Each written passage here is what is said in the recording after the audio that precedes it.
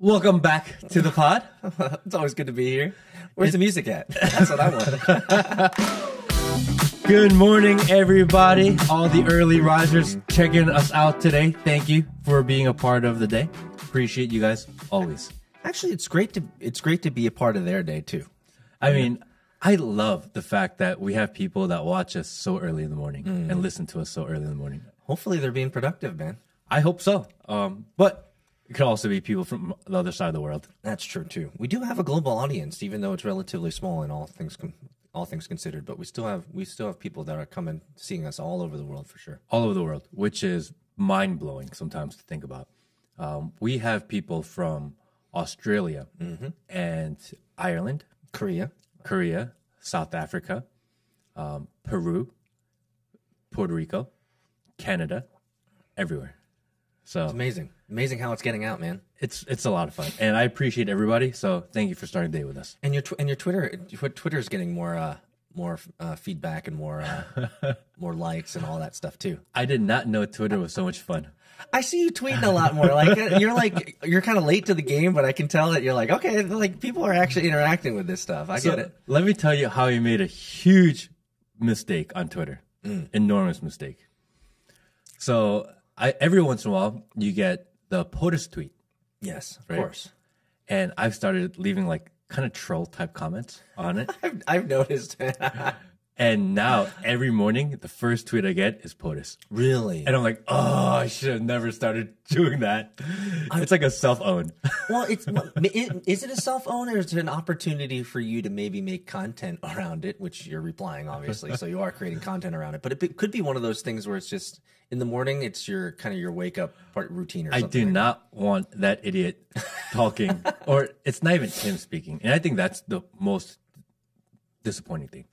I liked it when Donald Trump did his own tweets. That's true. There's been a lot of recent videos about speakers or liaisons or people talking about what the president is saying, and they, instead of saying Biden, they're all saying Obama, which is kind of to the conspiracy that Obama did say that he'd prefer to be the puppet and extend his term.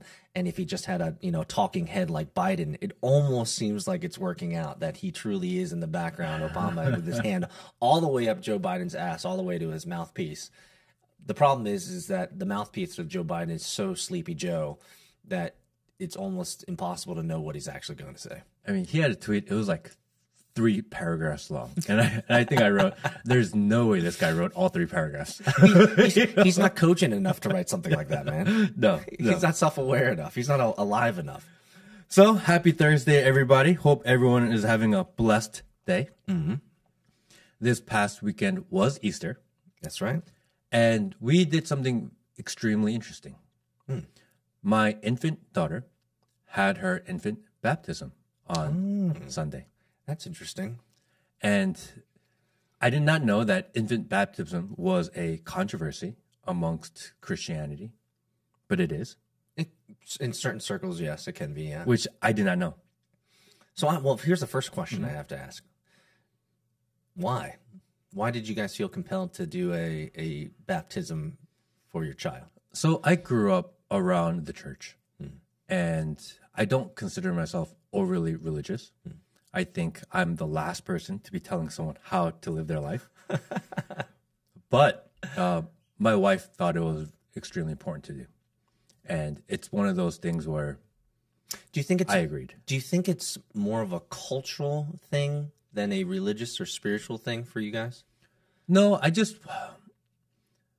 don't see a bad side to doing an infant baptism. I don't know what. So if there's no bad side, what's the good side? What's the blessing, I guess? It's that she's blessed. Fair enough. I think, and leading up to it, I was like, okay, like, do I really need to be here, etc. And once we got up on that stage almost, and the whole congregation, maybe 300, 400 people, were all kind of took a quick moment to pause and pray for my daughter at the same time. It was really moving. And I felt really good about that moment. And my wife cried, and it was really cute. And my daughter just loves being on stage. Loves it. She likes the energy, man. she was being a little fussy, and as soon as she got up there and the lights were on and everyone was looking at her, she just started smiling and looking around, and she did really well. So I don't know. It was just something about that energy. So I want to unpack it just a little bit because I'm curious because you don't currently go to. There's no judgment here, obviously. You don't currently go to church, so you wouldn't consider yourself a churchgoer. I go to church maybe twice a year. Okay, so you're like a C&E, a Christmas, Yes. Easter. Correct. So, but your wife doesn't go weekly. My wife goes much more often than I do. Okay. Correct. So this was kind of her prodding that she wanted to do this for the child. Correct. She thought it was really important to do, and we thought it was really symbolic to do it on Easter. So we just found the opportunity, and the timing was right. And it's something my parents really wanted her to do as well. Oh, were your parents there? My parents were not there. So they're very upset. I'm sorry, Mom. But they thought it was really important for her to do too, and it just didn't feel like one of those things to fight. I think you know what you just explained is that it was a good experience, good feelings. I mean, to have 300, 400 people pray over your daughter, to bless her, to have positive, you know, juju and positive words her way. We know the power of words. We know that everything's vibration, everything's waves, and positive waves of encouragement, positive, you know, outward communication of a corpus of people towards an individual. That's amazing stuff. Regardless, I mean, you could go. There's so many examples of where, you know, like athletes, they get their energy from the crowd. These types of things, right? And so I would say absolutely, it's a great experience for your child to have a corpus of people who are sending positive energy her way. There's nothing wrong with that ever. And energy amplifies, right? Energy exponentially amplifies. So if you have the energy of one person and then two, then up to 300, it's really putting it out there. So it felt really powerful at that moment. And again, super grateful that we had the opportunity to go through that experience. Have you been baptized? I have. I did when I was a baby as well. And I think I went through a confirmation process when I was maybe 12, 13, 14 years old. Yeah. So I grew up in the church around it. My parents are heavily involved in the church. So something that I've always been. So I feel like I'm very aware of how the church works. They've worked within the church system for a long time also. So I'm very aware of how the church works. And I think sometimes that makes it difficult. I'm too aware. Fair enough. Let me just ask you this. Do you feel like your baptism or your confirmation provides any value in your life today? Is that something that you care about, or is that something that matters? I'm conflicted. I would call I'm a conflicted Christian. Okay. Okay. So what does that mean? Meaning, I look at religion just like I look at everything else in life, maybe too logically. Okay. And there are a lot of things that I struggle with within Christianity. Number one, historical timelines really mess me up. Fair enough. Right? I have a really hard time getting over the timeline of the Bible, the timeline of church, and how it lines up to kind of what we understand new history to be. I also know that history is revisionist. Oh, for sure. And the idea that Christianity and the stories of the Bible haven't been revised over time, it really bothers me. It also really bothers me that so much killing and death has happened under the name of Christianity. That bothers me. Well, I think every religion out there has an equal and proportionate guilt from, let's just say, mass incarcerations, mass death, mass genocides, these types of things. I think pretty much every religion has some semblance of that. Yeah. I also get really stuck behind the idea of the flexibility of Christianity, meaning it seems to change and accept different things based on what's popular at the moment. So is that a Christianity thing, or is that a man's interpretation of current societal issues and interpreting maybe inappropriately? I don't know. And I think that's why I struggle. Why is it changing? For example, before, gay marriage was not a thing. And Christians collectively were extremely against it. now you have gay pastors, For sure. which is weird because parts of Christianity, you cannot have women pastors, but you can have a gay pastor. Yes. That really messes me up. So well, it messes you up, I guess, if you focus on the interpretation and the multiple interpretations and how they apply that out to the world. So certainly you're going to have like your different sects of Christianity, right? Presbyterian, Baptist, Methodist, Lutheran. I could go on and on and on. And obviously all of these different religious groups interpret Christianity or the kind of the thesis of Christianity differently, and the praxis of how they apply that's going to be different. So I would say, if I were to bundle up what you just said, your issue is with the multiple interpretations of the core thesis of Christianity. And how rapidly it changes. Yes. In a lot of ways, I think a lot of Christians would agree with you that many of the pastors today are far too accepting of the social norms or the norms that they want to have by kind of be instituted into our society today, and they're being overly generous and overly generous with those interpretations.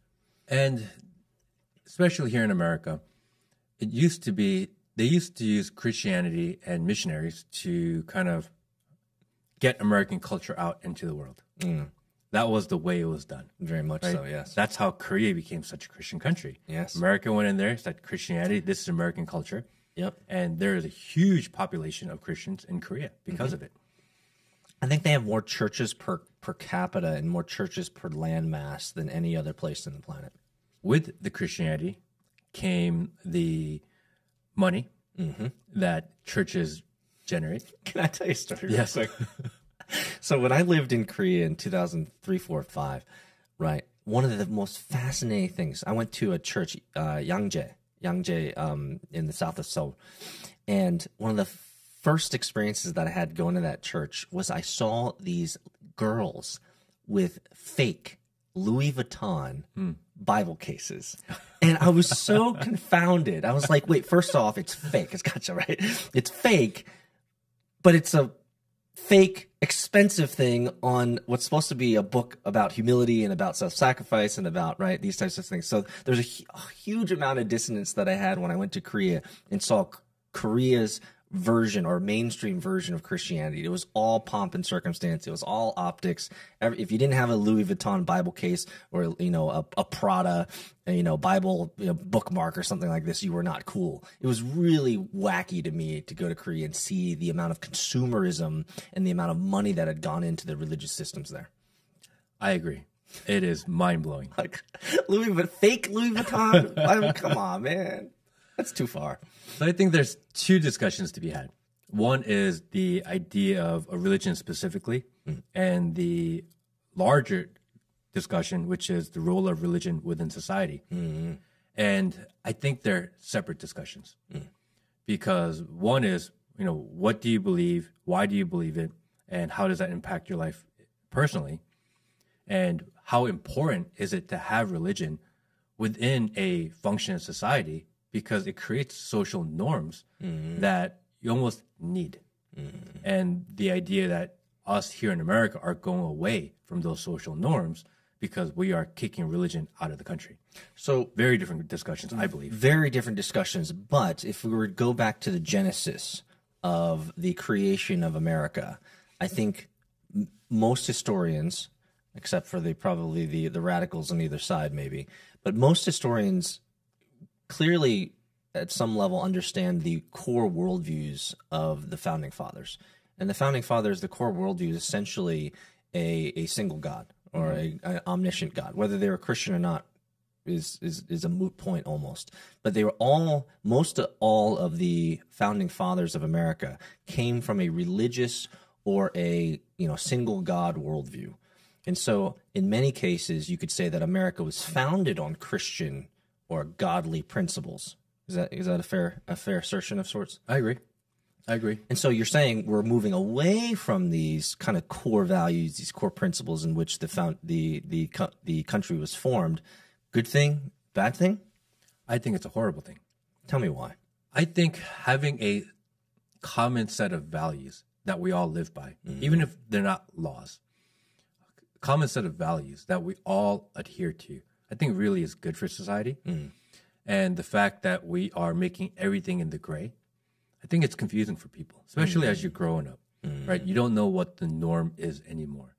And I know that people want to be different, and I can see that, that you want to be who you are. I totally understand that. But there has to be something to say what you're kind of deferring to, but to take away everything and just throw everyone into a white pool and every man for himself. Like, where do you go back to? If you feel lost, how do you get back to center? Yeah, there's no common foundation of logic that we can all align around. Correct. Right. And I liked it when we were growing up that was a thing. It was a thing, and I think for us, maybe, it wasn't as, I don't think it was thrown in our faces. It was just part of the cultural norm. Yeah. Yeah.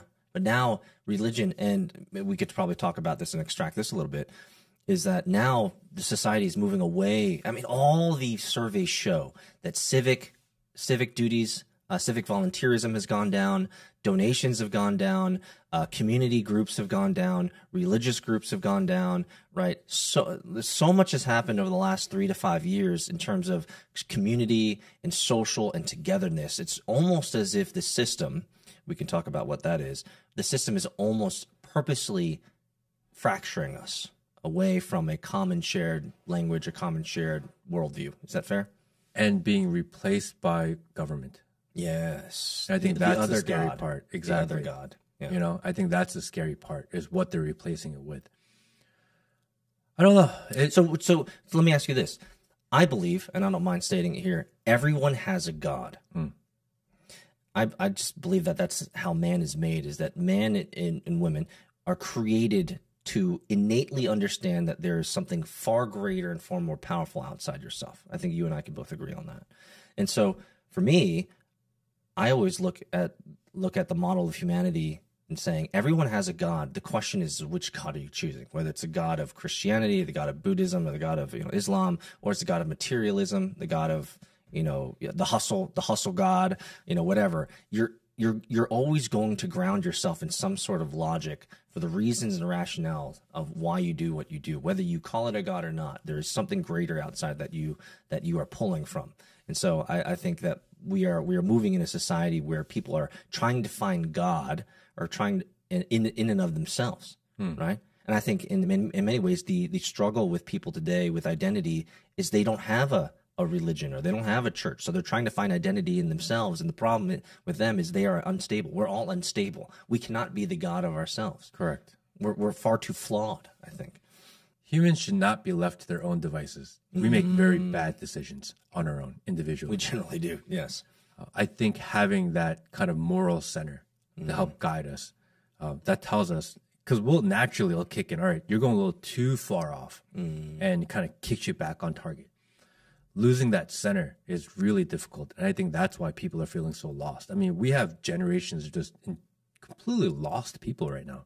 People are struggling with their own identity, with their own gender, which is just, I don't want to get too far into that today and save that for another day. But it's crazy that this is so... Did you see Chris from Mr. Beast? I think I know what you're talking about. So Chris from Mr. Beast, there was this picture of him going around the internet, and I know. Yeah, and it's him, and it looks like him, and they're like, oh yeah, transitioning or whatever and becoming trans. I thought it was a joke. There's no way. He has a wife, he has a child, one of the most famous YouTubers in the world, and I was like, what? And this can't be real. I thought they were trolling him. Right? That doesn't make any sense. And then I found out it's real. And I was like, oh, poor his kid. Right? Imagine if your dad transitioned into a woman. What kind of life are you? And there's something about personal sacrifice. We discuss it all the time. Right? Yes. And if your priority is your family first, maybe God first, however you want to reorder it. Let's see if we can find this picture real quick. All right. Yeah, let's see if we can just pull this up. Is this yeah? No, there's a before and after pic. And so I'm not going to put words in your mouth, but an argument could be made is that maybe due to the breakdown of society, the breakdown of religious values, the breakdown of commonality, the breakdown of shared understanding, and all of this fracturing into all these different identity sects and all these identity, categories, we have lost the ability to have a solid foundation of identity, who I am, what my purpose is. And so we have individuals like this who are finding themselves and finding their God in themselves and essentially experimenting in real time out to the world that, this is who they are now. But the reality is that the reality is you can't change these types of things, man. So if you're a grown person, and I think we should be very clear, I am 1,000,000% against encouraging or letting children make these decisions. Well, I think it's just the dumbest thing ever, right? This is just off the table for me to let kids transition, start taking these drugs. Why? Because they're children. Why? They don't have the mental capacity to make these decisions. What are you talking about? They can't even vote. You can't even buy a beer, right? You can't do anything in life, but yet you let them chemically castrate themselves. It's bonkers. I mean, isn't that I talk about this a lot. I mean, this is the stage that we're in society, is that we are in the humiliation stage. Everything you just said is 100% logical. These 8-year-olds, let's just say 6 to 14-year-olds, okay?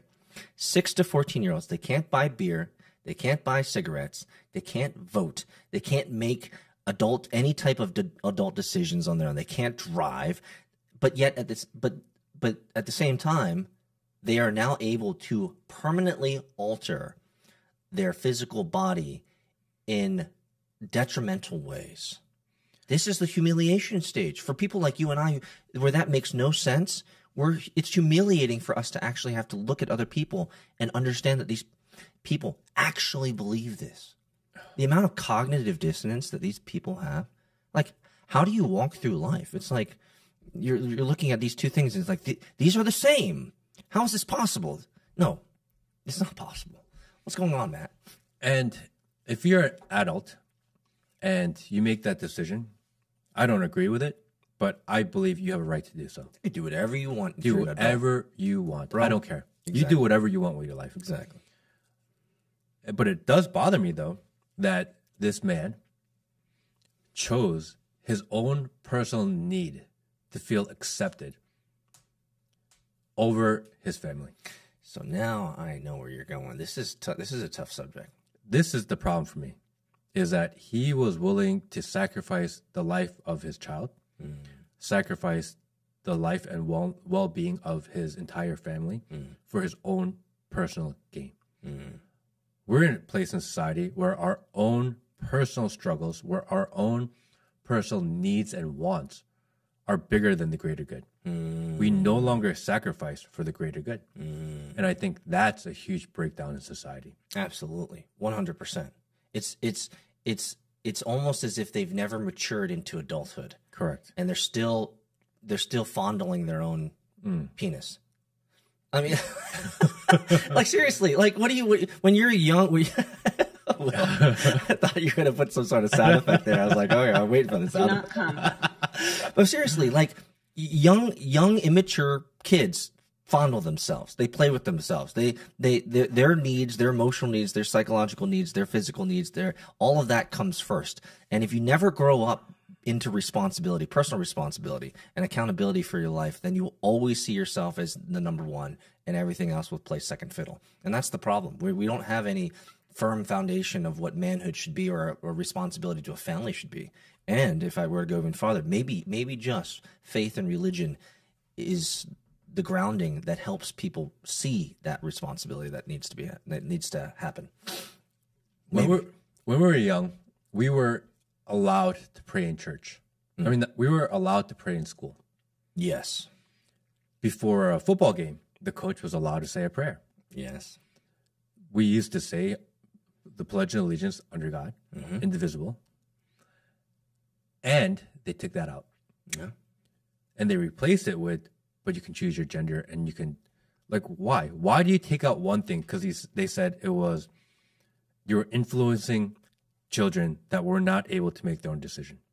That's what they said. That was a claim for removing religion out of school and education, right? That you can't indoctrinate kids with this. But yet, they're indoctrinating kids with this. It was just like a bait and switch. Oh, completely. I've even seen, I believe, some videos of some teachers who are having their students pledge of allegiance to the Rainbow flag. The rainbow flag, or like the Black Lives Matter, whatever their theme is. So yes, they're switching the country for a social cause. And we're talking about public school, meaning this is the government doing it. Exactly. Which bothers me a lot. This is not their place. And I get it. Freedom of speech, freedom of religion, freedom to assemble and protest, right? This is the First Amendment. These are the things that I feel are most important about United States society. And they are slowly picking away one of those things. And they're starting right at the top of the list. You can't say what you want. We're going to make you believe what we want you to believe. And you can't assemble and protest unless we allow it. Unless you are protesting what we want you to protest. Right. Which is really scary because we're watching the First Amendment just be taken out and taken to the back and beat with a dull bat. Is that a thing? A dull bat? A spike bat? Spike bat. Is that Walking Dead? Isn't that the Walking Dead? Yeah. They're getting Lucille'd, right? And it's concerning. It is. It is. I mean, religion creates a foundation of high values, right? And when you remove the higher values, the higher principles of life, then anything can guide you. And I think that's the goal. The goal is choose whatever path you want, whatever it is. But at the same time, we don't want you to assemble at churches. We don't want you to choose the higher values of the past. We only want you to focus on the new progressive ideologies and these types of things. And I think what we're talking about and alluding here to is the second thing you talked about, which that religion is maybe good for a nation to have as a foundation. And now that we're moving away from it and more people are becoming irreligious or non-connected to some type of faith structure or religious structure, we're seeing maybe the outcause of that with the breakdown of society. Is that fair? I think it's extremely fair. And I find that, again, just so concerning, because I feel like a lot of the problems that we have today could be solved easily just by promoting it again.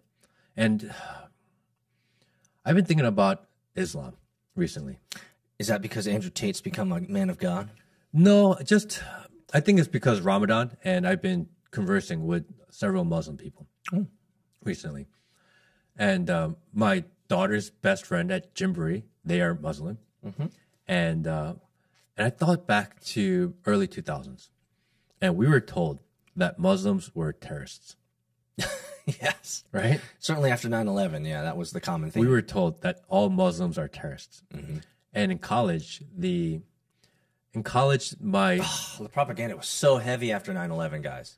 Some of you guys have no idea because you weren't even born before you were born. Muslim before 9/11. equals terrorist. That's what they said all the time. Oh my, yes. And you guys have no idea. Next door to my apartment, and when I was in college, was the Muslim Student Association. And I always thought like, oh, they just always hang out at home, right? And I'm like, okay, that's just what like they do. And then I took a step back over the last couple of days and I thought about it. I was like, dude, they were scared to go out and play. Of course. They were the Muslim Student Association. Of course. Bunch of Muslim guys, they don't want to go out, and so they were always home. Oh yeah. And we used to party, be loud, be just crazy. And they never once complained. Never. And I was like, okay.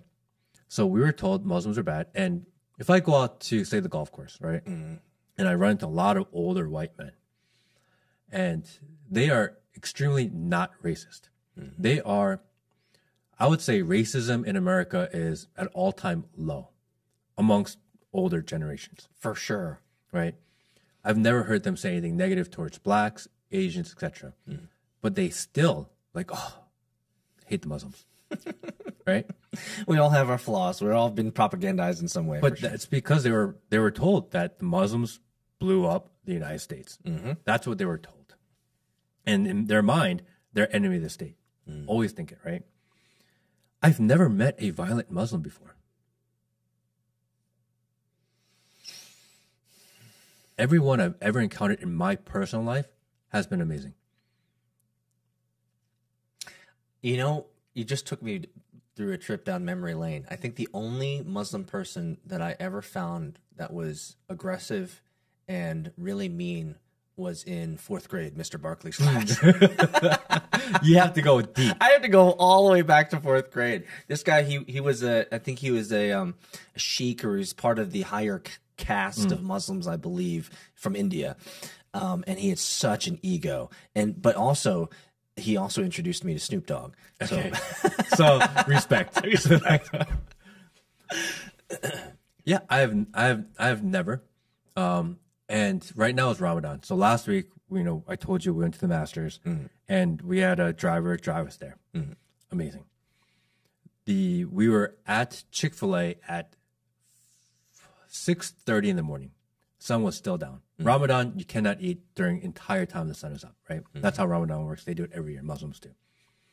And at 6:30 a.m., it's still dark, and we go to Chick-fil-A, and we all order something, and we're like, Ali, what do you want? He's like, no, like, I can't eat right now. Like, no, like, order, we got it, right? Like, no, it's Ramadan.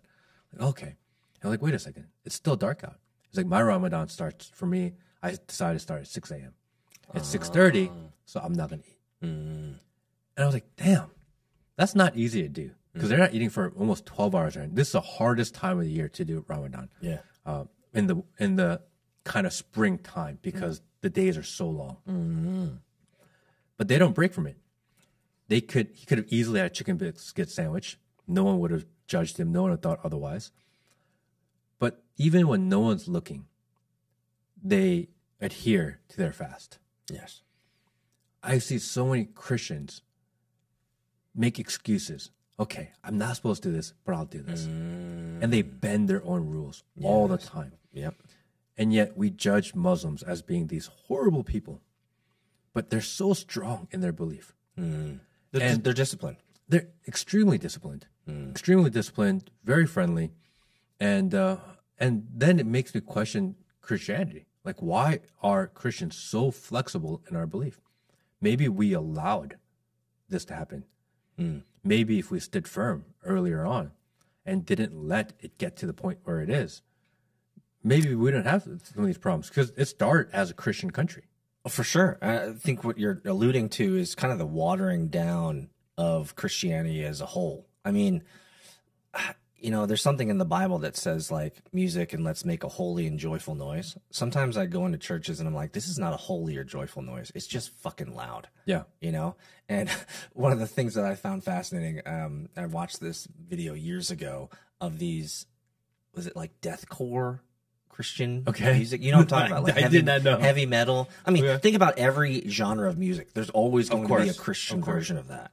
And I was listening to this like deathcore or like heavy metal Christian group, and I'm like, you guys are screaming at the top of your lungs with the and I can't understand a lick of what you're saying. Apparently you're a Christian band, but how is this a joyful noise? How is this like a fragrant incense to the gods? Like, how is this even possible? And so I in a lot of ways, I think Christians, because of the spectrum of Christianity that, that exists out there, there's so much liberty and freedom with how you interpret it that certainly it's very hard to be able to lock down what is the core of Christianity, what actually matters.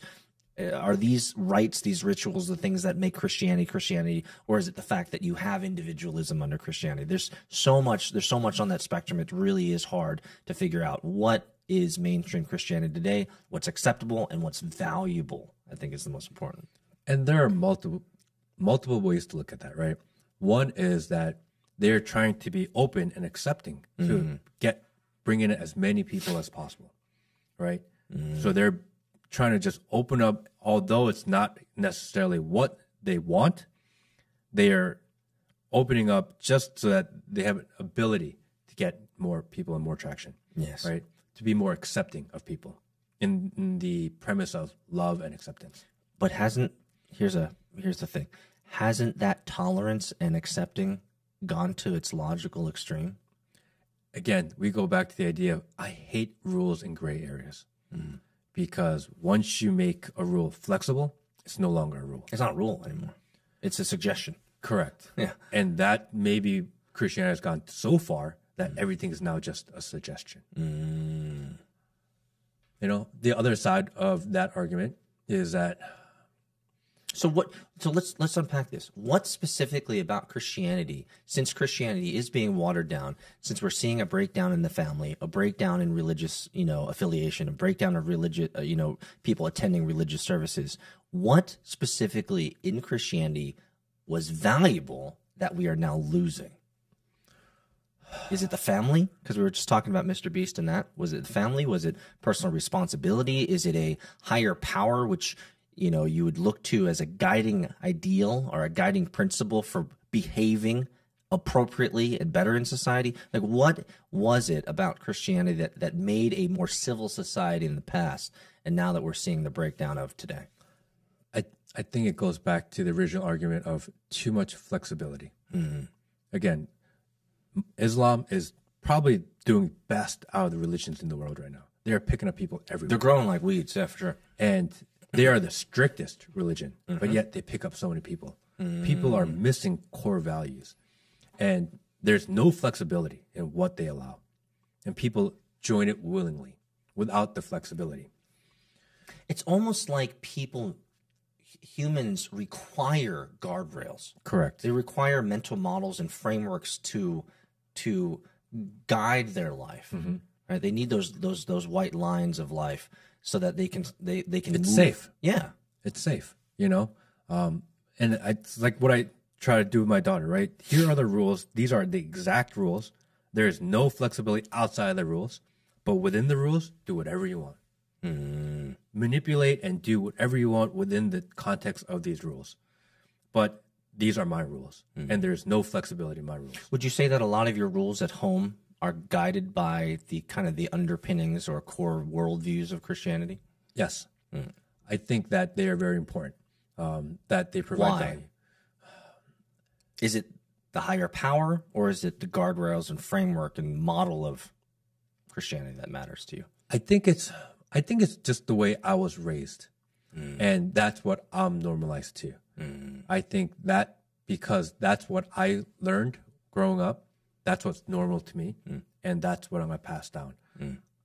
I don't think too much past kind of the structure of religion or the structure of Christianity. I have a hard time connecting myself with me and being the fact that you can communicate with a God, right? That again, I struggle with that because too logical, right? The logical side of my brain makes it very difficult to be because I hate the idea is that they're like, oh, you just have to have faith. That's the excuse for everything, right? If something doesn't add up and something doesn't make logical sense, they're like, oh, but you just have to have faith. It's such a cop-out answer. It is. Christians are really good at creating really pithy answers. Like, especially like, we'll pray for you. It's like, really? Yeah. And the idea that prayer solves everything, but it really doesn't. Yeah. Right? It may help you mentally. It may help you in a spiritual sense. It may help you feel better, but it doesn't actually solve all your problems, right? But that's kind of the cop-out answer a lot of times. Or just have faith, or just pray about it and God will listen. Like, that's not really true, right? My favorite is, God has a plan. My wife just died of cancer. God has a plan. It's like, bro, that's not the appropriate thing to say, bro. Yeah. And like, I don't give a fuck about God's plan right now, bro. And I think that's what turns a lot of people off of it also, right? Is that when people want real answers and the answer is just have faith. Yeah. It's not easy to deal with. You got to think, especially and because people, when become pastors or they go within the church, they go to school for it, they study theology, right? And they make it like theology is like a science, or like theology is absolute. But really, it's literally meaning study of theory, right? It's all theoretical. So instead of proposing it as their own theories, which is really what it is, they make it sound like it's absolutes. And everyone that's preaching has their own absolute that teaches us. But it's all theoretical, right? And if they just came out and said, it's theoretical, this is what I believe, and gave people the ability to kind of learn within the context of it, I think it'd be easier to consume.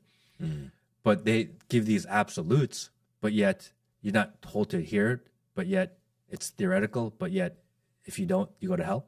There's a lot. It's really difficult. It is difficult. There's not a lot of continuity there. Correct. Now, if we take what you just said and apply it to Islam, right, and Muslims who practice Islam, they're a lot more hardcore around disciplines. Correct. And so, in what you just said, that kind of hardcoreness of Christianity isn't taken seriously by Christians. However, for Muslims who practice Islam, that hardcoreness is adhered to. Correct. And so is that a cultural interpretation of their religious texts, and that the people who practice Islam are far more disciplined? Is that a cultural nuance or cultural pushing or cultural leaning? Or is it just the fact that Christianity is so broad and there might be hardcore, you need to do this, but no one adheres to it?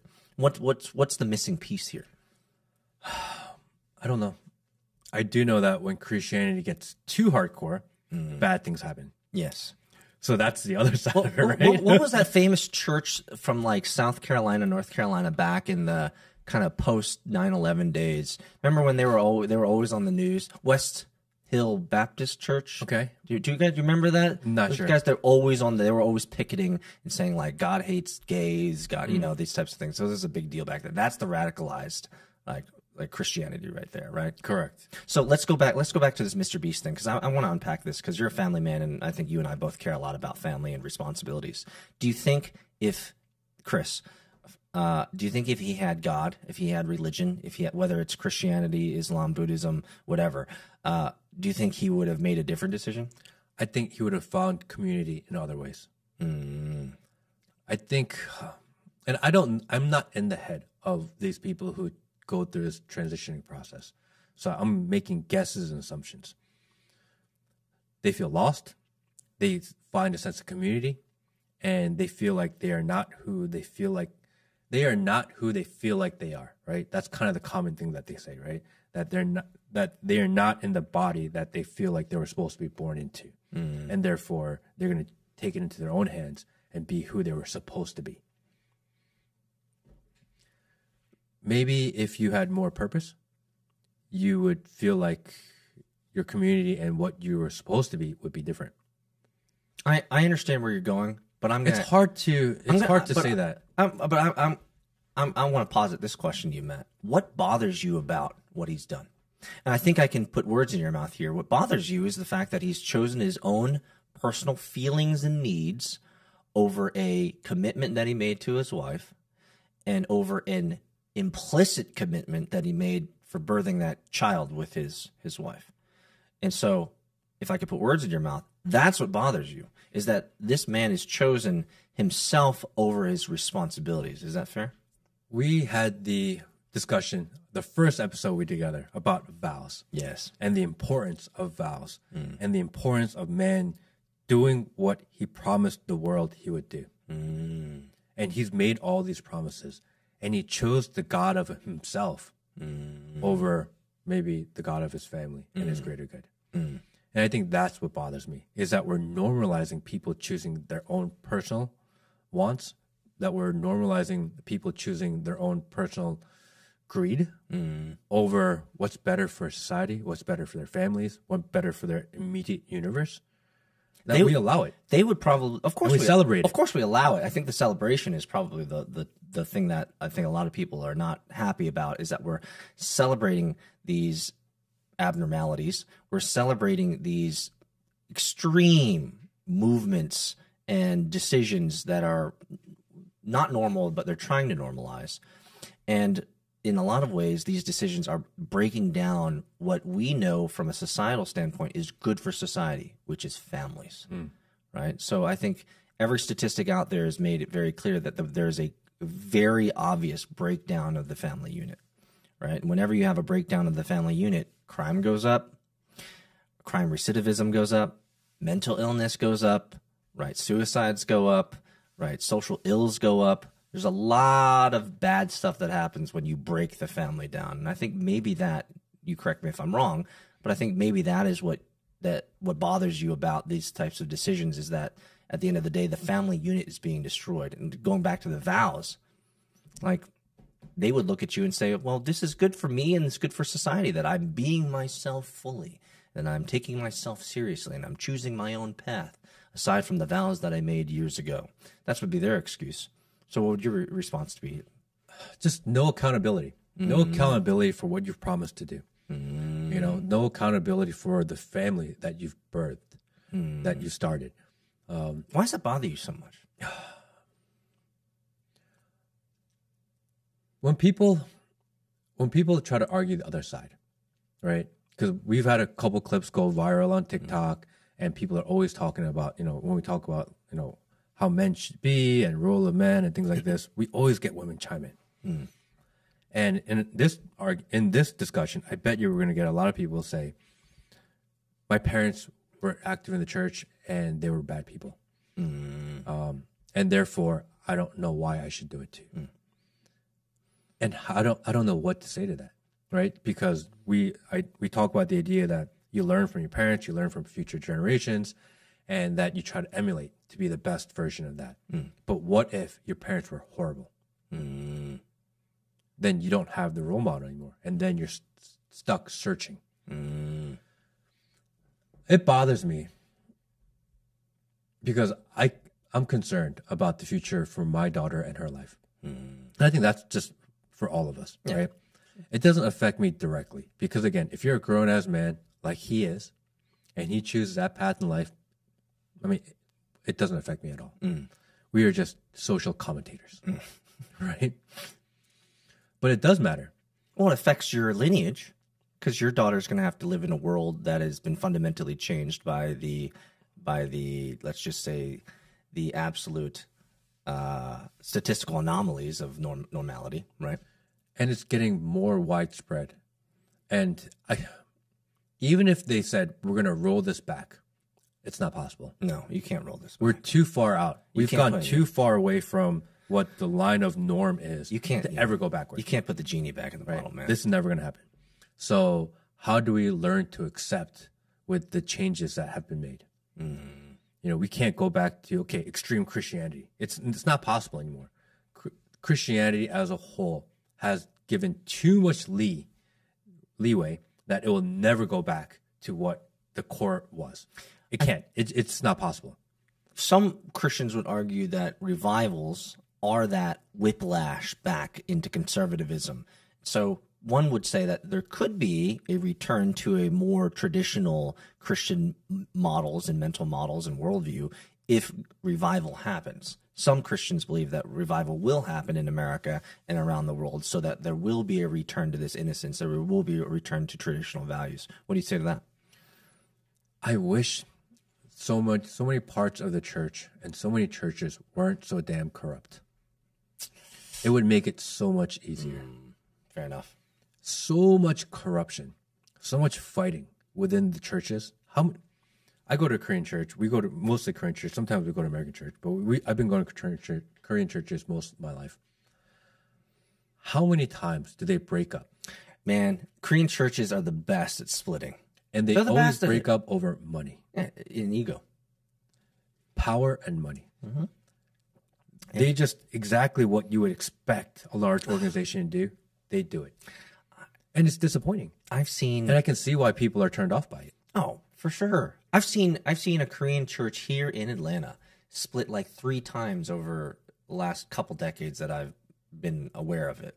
It's just like, why is this a thing, man? Why are they constantly splitting? And sometimes you go to these big churches and everyone shows up in their most fancy car and they get really dressed up. They wear the most expensive thing they have, right?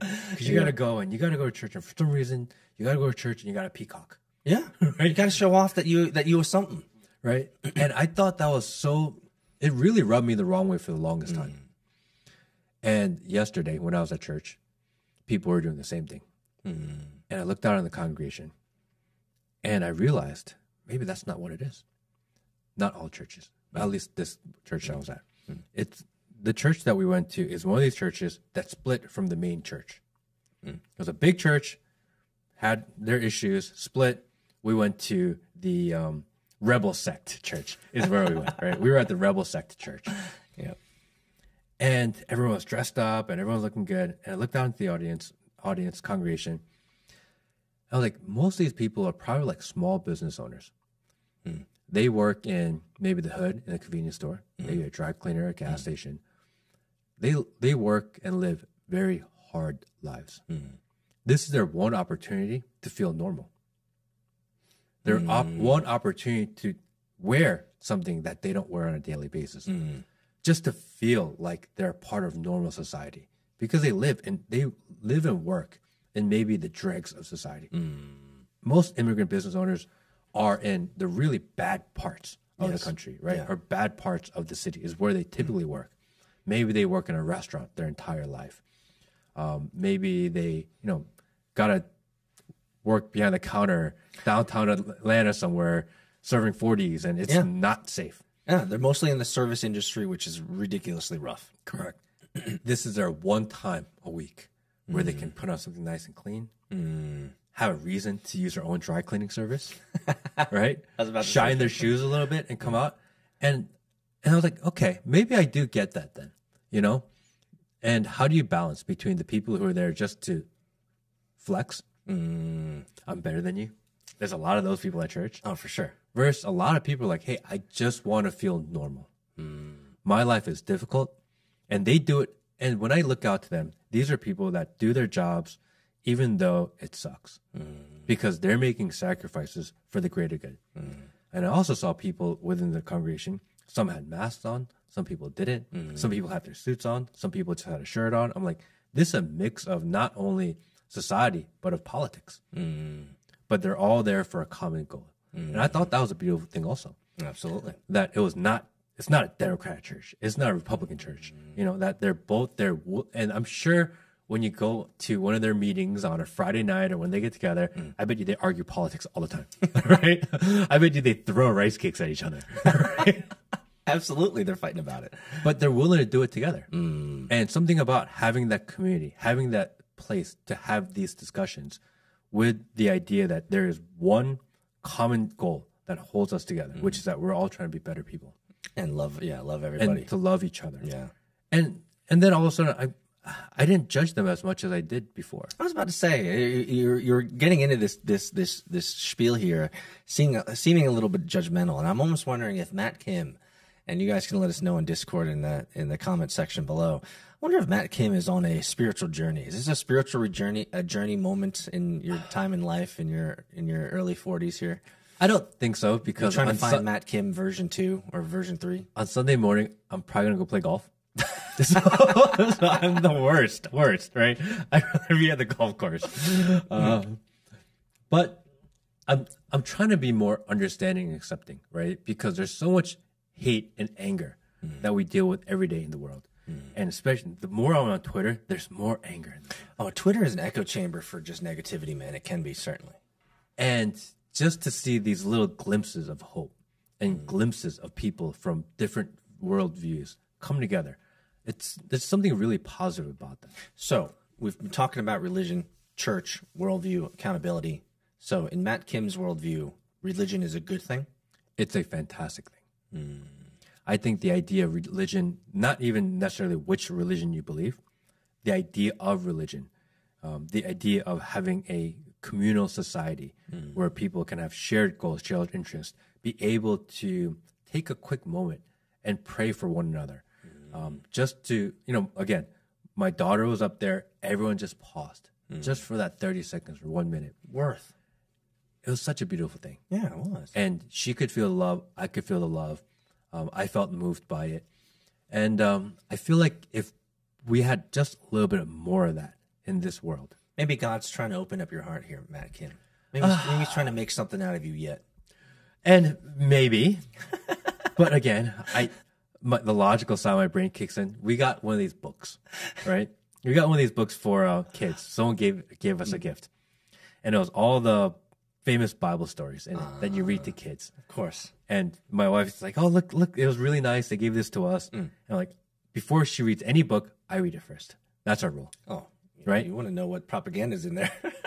Anything she reads, I have to read it first. And then I decide, do I want her to read this or not? It's the right thing to do. So I'm reading this book, and I'm like, oh, man. It's really difficult, right? Why?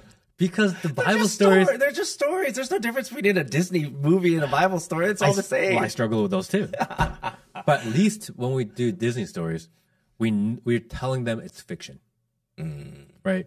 We are very clearly telling them that this is a fiction story, right? And this is fun. Maybe there's a moral lesson in there, depending on where you see that. But it's fiction. When you give Bible stories, we give it to them as nonfiction. But really, it's based on a true story.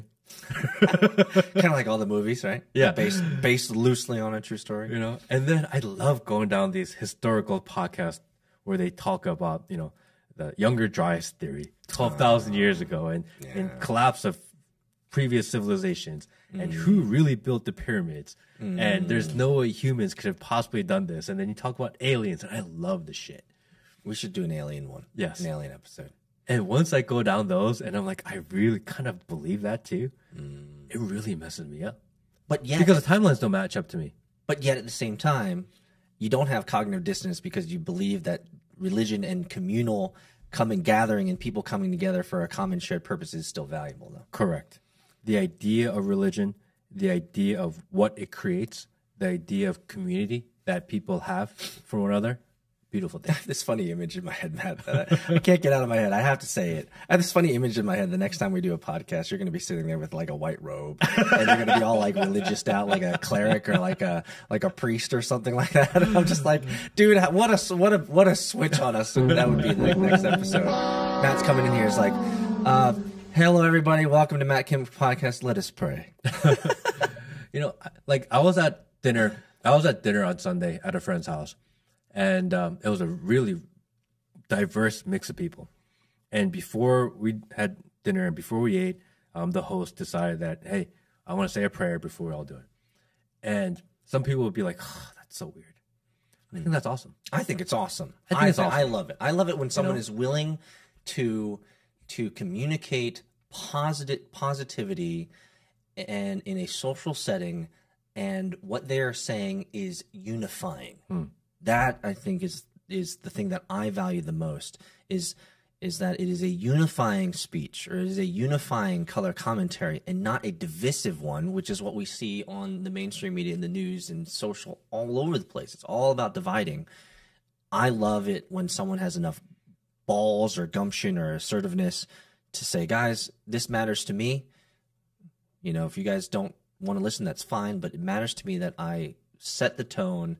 And I want everyone here to know that they're loved, they're cared about, and that we want to have a great time hanging out and eating this Korean food or something like that, right? Like, I'm a big fan of that. I think that's always a positive. It was ham, green beans, and like buttered dinner rolls. But yes, and it was amazing. Bless this ham and these dinner rolls, guys. I think the general idea is that although you may not, just like everything in life, you take from it what provides value to you, right? To be able to pick and choose maybe a little bit. But the idea of spreading love, the idea of spreading acceptance, the idea of spreading looking out for your neighbor, the idea of a structure of family and the importance of that, and the importance of making sacrifice to yourself and for the greater good and the greater good of your own family. I think anything that promotes that has to be a good thing.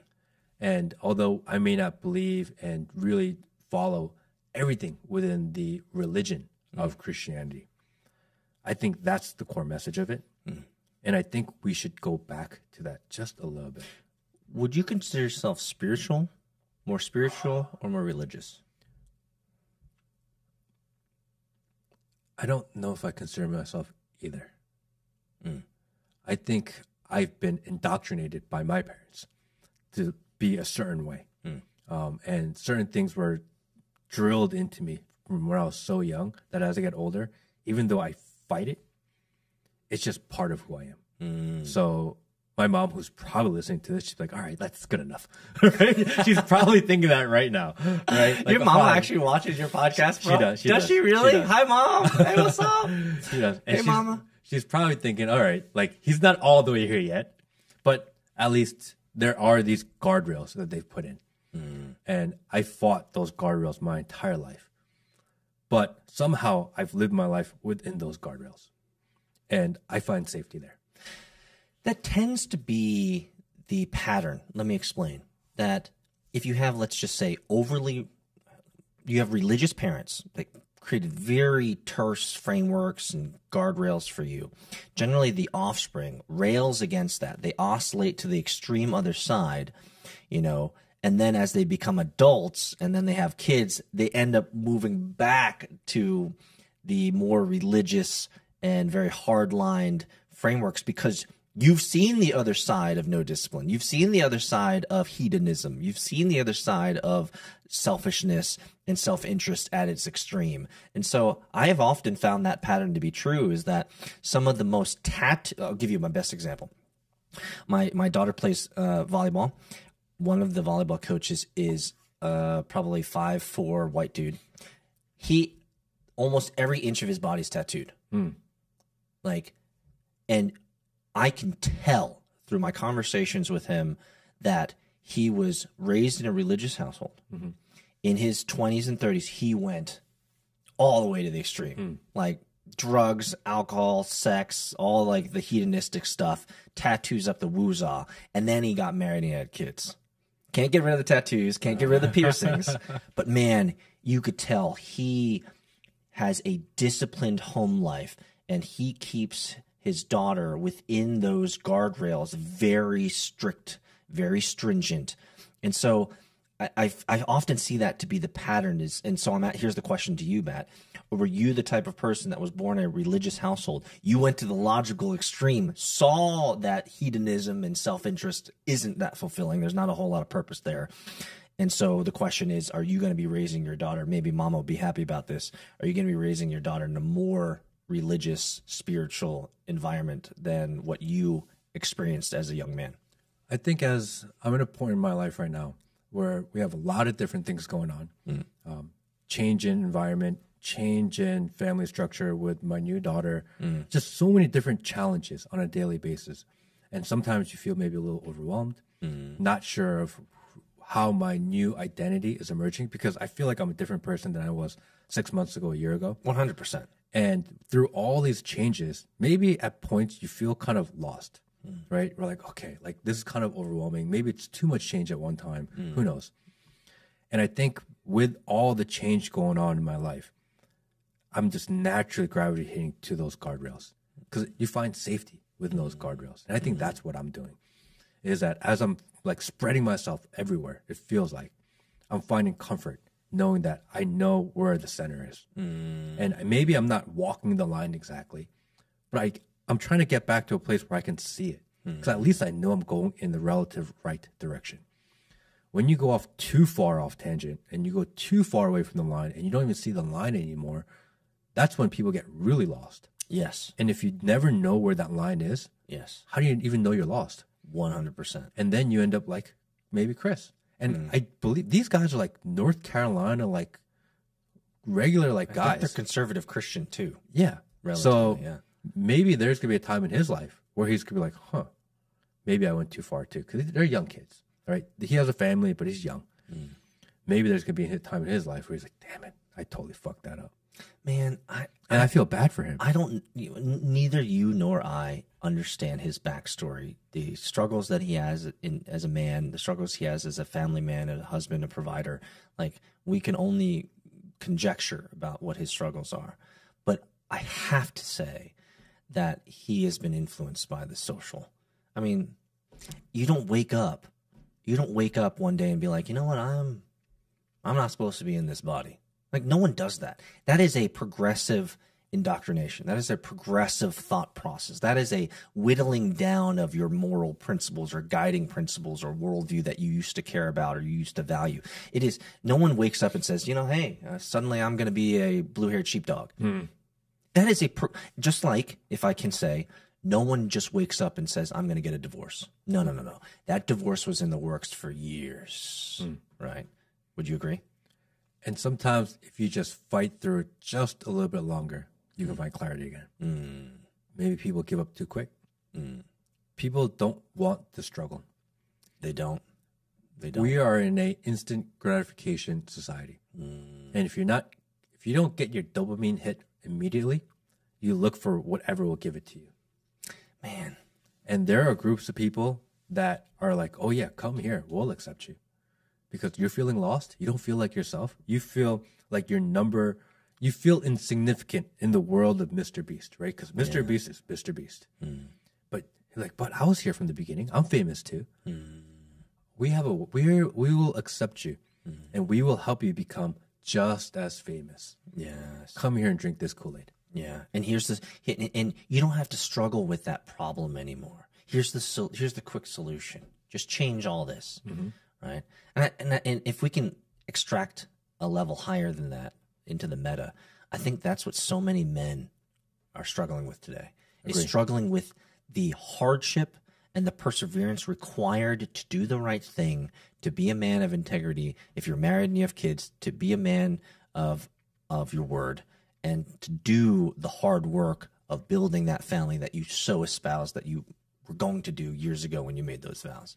Right? I think men are under attack. Number one, men are being whittled down and broken down by societal changes, is what you've talked about. And I think so many men are struggling with this idea of, man, it would just be so much easier for me to quit and not have to do all this shite and just become a woman or just become something else, right? No one ever said that life would be easy for men. It's not supposed to be. It's ridiculous. Women have it so much easier. Another conversation for another day. But they do, bro. They do. Come on, man. Let's be honest. It is not supposed to be easy. There's nothing you can do. There are ways to reduce your suffering, and we say that word all the time. Yes, reduce suffering. do. Yes. There are a lot of ways to reduce your suffering, but life is suffering. It is. Life is sacrifice. Life is getting up and doing shit you don't want to do for the greater good. Yes, it's the thankless work. And you have to be willing to do that, willingly, knowing that what you do for that day may not make you personally better, but you're improving the lives of those around you. And maybe that's the model of Christ that you're alluding to in Christianity, is that he had optionality 100% to say, you know, even in the Garden of Gethsemane, right? He was talking to God and he was like, take this cup from me. Right, why do I got to be bleeding? Why do I got to be dying for this? These peons, these guys who don't even care for me. Why? You know, I think that is in a lot of ways the model that Christ and Jesus gave to us, is that he still did what was right, even under stress, duress, and imminent death. Maybe that's the core model that is valuable in the Christian religion. I think it's something we should all just take a quick pause and think about today. Final thought. Have you ever heard the story of, you've heard the story of Jesus turning water to wine? Yes. Have you ever heard the theory that he was actually not turning it to wine, but actually to a psychedelic? I feel like I heard this on Joe Rogan somewhere.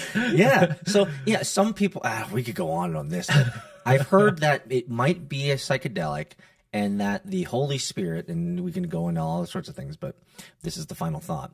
Maybe the spiritual awakening was not necessarily a spiritual from an ephemeral spirit, thing out there that's intangible, but maybe the spiritual awakening is the third eye by taking massive amounts of psychedelic drugs back then. maybe that was it. Only we will end a podcast about religion talking about psychedelics and tripping. Hope everyone has a great day. See you next week. Hang out with us in Discord, guys. Thank you, everybody. Good. That was good. I had more questions for you, man. I wanted to talk. You want to get into it? It was just questions around. We could unpack a little bit more. I don't know how deep you were gone. The one question I wanted to ask, which we did was, I kind of touched on it a little bit, but the balance between what your wife wants in her faith and her religion, and you guys share the same, but and what that looks like between you and her when it comes to raising your daughter, because your kids are not going to be unawares of the differing in models and views between your wife and you. I know this to be a fact. Correct. Because I work on Sundays, like I worked on Easter Sunday, which I know some traditionalists would be like, fuck, Peter, sacrilege. You're choosing to make money over going to Easter Sunday. Yeah. It's like, yes. And in the Bible, there's a verse that says that when the sheep falls down the well on Sunday on Passover, guess what? You're going to fucking save the sheep. Yeah. I'm saving sheep is what I say, right? I'm making bread. And so I wonder how you deal with that, because my daughter is smart enough where she will ask me the question. She'll say, Appa, why aren't you going to church? Why aren't you going? Why aren't you going to church? And this is something I struggle with. I mean, we're just not there yet. But I wonder, like, how am I going to address it? And I've promised myself that I'm never going to lie to her, right? Because everyone in the world will lie to your kids now, right? Especially more now than ever. No. Everything's a lie. So I want to be her own, the only place she can go if she really wants to hear the truth, wants to know, if she ever wants an honest opinion, wants to know the truth, knows that she can always come to me and that I'll give it to her, so that she can always trust what I'm saying as to be, that I'm not just saying it just for her own sake. And it's not easy. It's not saying that you're always going to be right, but you're Correct. always willing to tell her what I think. Fucking details. Correct. And sit down and explain it. I saw a meme, and I think you'll appreciate this. I absolutely think this meme is 100% true. If as a man, if you want a best friend for life, have a daughter. Now, the key, and what isn't spoken in that meme, is that it takes fucking effort to have that relationship with your daughter. Yeah. Like, I do monthly dates with my daughter. That's really cute.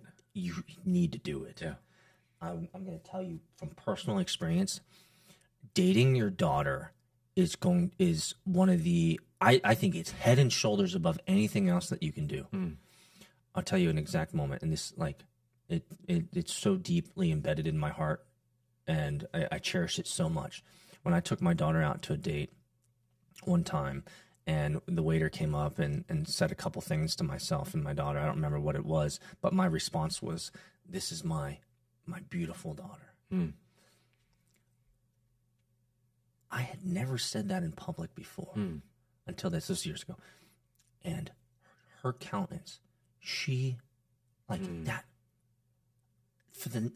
from during the date to hours after the date when we got home, her life was cloud fucking nine. And I realized in that moment, I have to not only continue to date my daughter and show her what a man, open the door for her, right? You know, these types of things.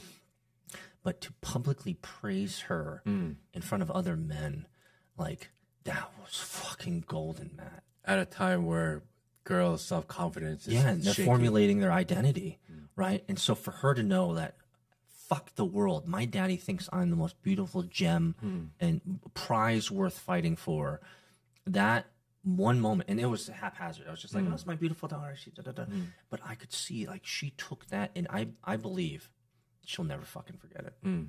Like, to the day she dies. So she'll probably, like, on my deathbed, she might say, "You know, the one time back when I was 7 years old, and you said this," like, that was the moment like, don't miss those opportunities, man. I would like as your daughter gets older. I would like to do an episode specifically on kind of that idea about parenting, about, you know, I'm trying to keep it segmented, so, because we were doing a lot of conspiracy stuff, and the conspiracy stuff,